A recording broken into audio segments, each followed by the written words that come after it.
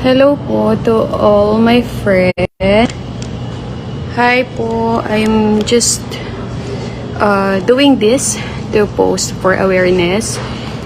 Kasi kahapon na-experience ko po, para at least sa mga friends ko na nagta-travel, going international, yung about sa punit passport, I experienced it yesterday. Going back to Canada, then first going to Japan, then Vancouver to Calgary. But nung nag-check-in na po ako, wait lang, first nagpunta po ako sa travel tax para at least okay na ako sa travel tax. Then after that, nung masettle na ako sa travel tax, okay na, I check my passport, okay pa din, walang punit, walang sira. Tapos, okay na, going to check-in na po ako. Then, nung nag-check-in na ako, inabot ko yung passport ko and then my resident card. Tapos, maya-maya, okay na, chinek niya.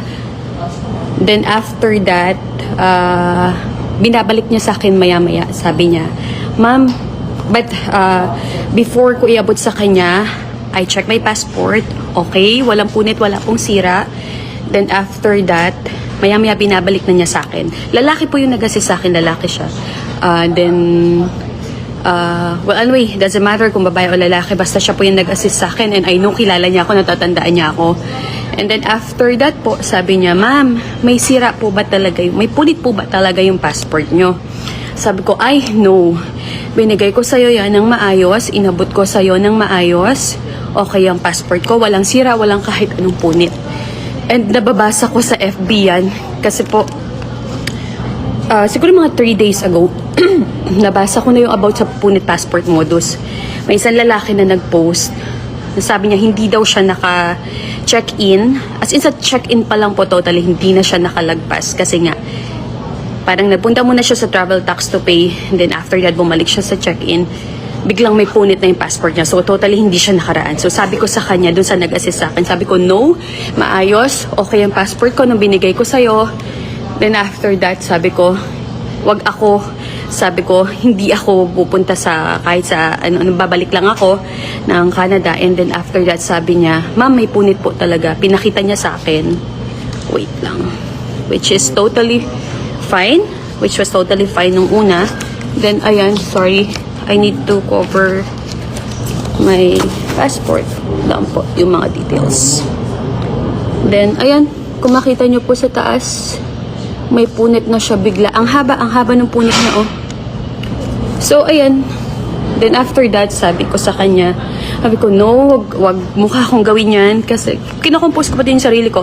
Hindi ako nagalit sa kanya, hindi ko siya sinigawan, or hindi ako kumbaga, hindi ako, I didn't make a scene. Sinabi ko lang sa kanya, no, pabalik lang ako ng Canada, please don't do this. Sabi ko sa kanya, ganon. And then after that, sabi niya, Ma'am, sira po talaga. So sabi ko, paano mangyayari ngayon? Sabi ko gano'n sa kanya. Tapos, may tinawag siyang kasamahan niya. Babaeng tinawag niya, sabi niya, Ma'am, mag-i-investigate daw sila. Ganun, sabi ko, anong i-investigate nyo? Inabot ko po ng maayos yan sa kasama mo. Sabi ko gano'n sa kanya, okay na okay yan.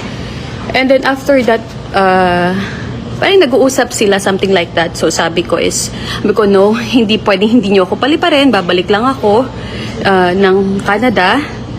Sabi ko sa kanya din, sabi ko, wait lang, tatawagan ko yung kilala ko sa immigration. Kasi it happens naman talaga na may kilala ako sa Terminal 3, nasaktuhan na Terminal 3. This is na iya Terminal 3 at. Then, tapos sabi niya, ay ma'am, wag na po. Sabi niya ganun. Sabi niya, wag na po, i-assist ko na lang po kayo papunta sa immigration para makalagpas sa kayo. Kakausapin ko na lang po if ever yung immigration officer kung kinakailangan, sabi niya ganon.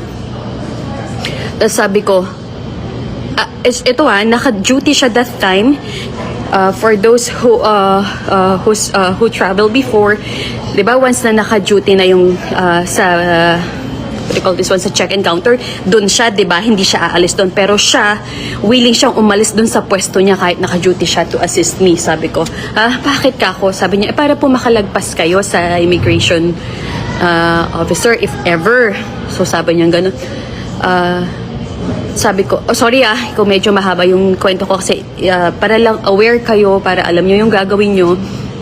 By the way, my case kasi, since nabasa ko na siya mga 3 days ago, yung punit passport modus, hindi ko siya na-inform na dapat pala, bago ko inabot sa kanya yung passport ko, pinakita ko muna na, ayan walang sira yung passport ko, buo yan. Kasi syempre, di ba, nakakahiya naman, baka ma-offend yung mga sa check-in counter. Kaya lang, wag po kayong mahihiya, wag po kayong mag-worry na baka ma-offend yung nasa check-in counter. Kasi po,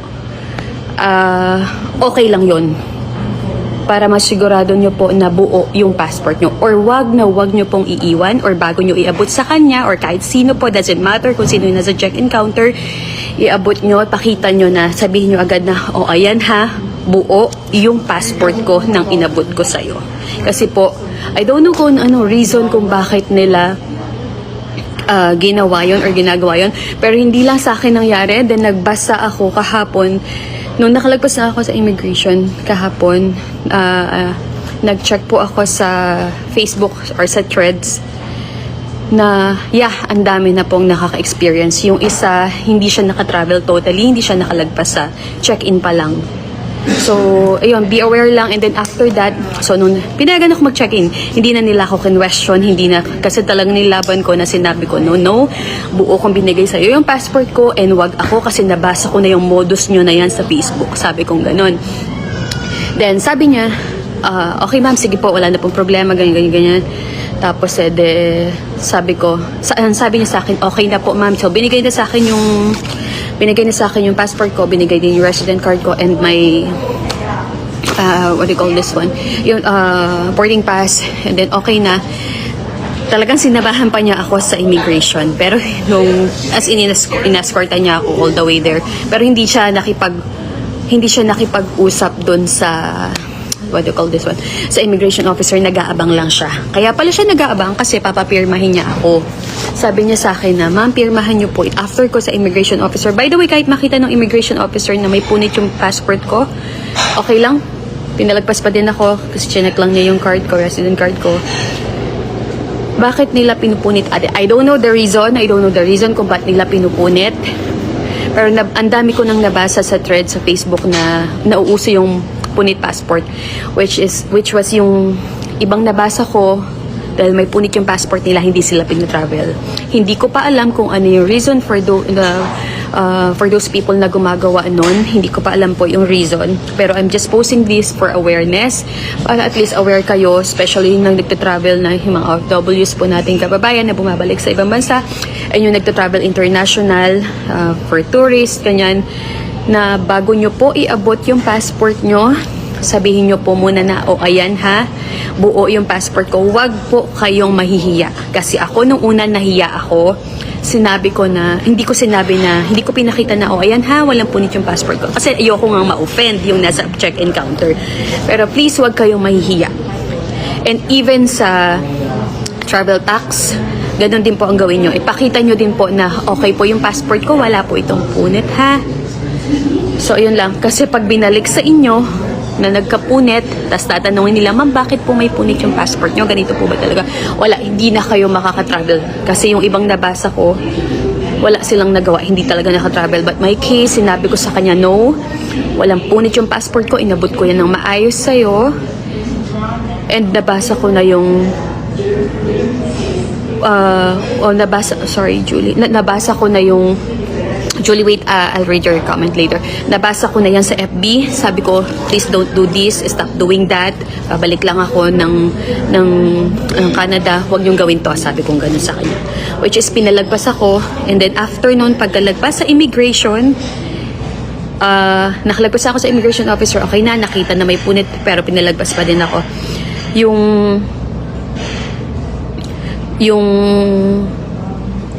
Well, madam, possible reason yan. Nung nakalagpas ako, nasa dulo na, naka-check-in ako.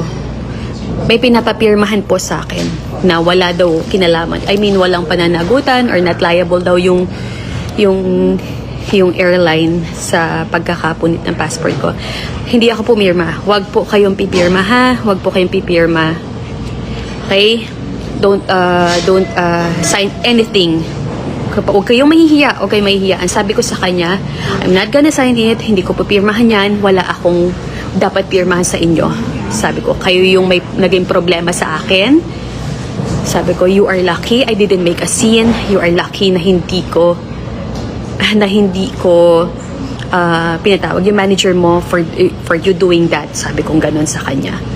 Then I get his name and I get his name and I will make a report also sa actually I don't want to do this. I don't want to do this kasi ayoko ng hassle, ayoko ng ano, pero for awareness kasi kawawa yung mga kababayan natin na nabibiktima nila.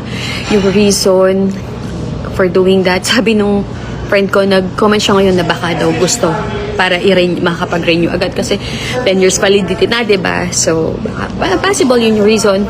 But the main reason, I don't know kung ba't nila po ginawa iyon. Pero yeah, hindi lang po ako, ayan po, hindi lang po ako yung naging, sorry. Hindi lang, ayan po yung punit. Wait, ayan po yung naging punit,